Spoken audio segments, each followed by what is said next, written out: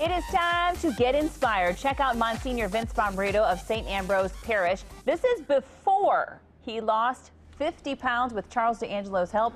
Here he is after. Ta-da! Wow, 50 pounds looks good. Have a seat there, sir. Congratulations. Thank you. And welcome to Charles over there. Good to see you. All right, so everybody says Charles's program is not a diet. What do you have to say about that? Correct. It is more a change in your style of eating. It's kind of a life commitment.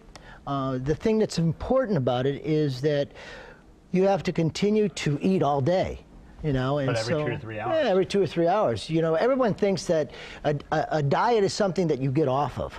This is a lifestyle change, so this is something I'm going to stay on because it's going to help me, gives me energy, and I've kept the weight off.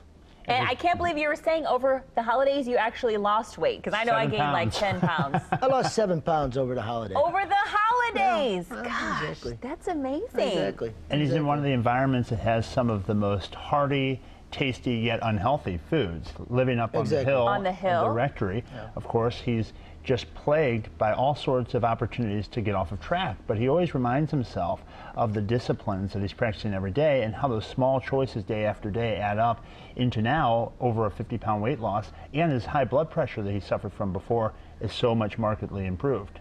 What advice do you have for people that are watching and then that just need to get started? Well, one of the things that's so very important is you got to take that first step. I mean, you got to trust yourself that you can do it.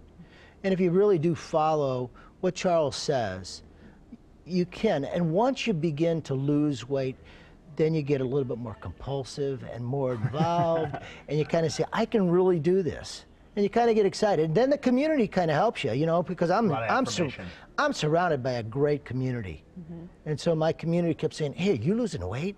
What's going on with you? You know, how are you doing this? And so they're saying you're looking good. So everyone has an ego, huh?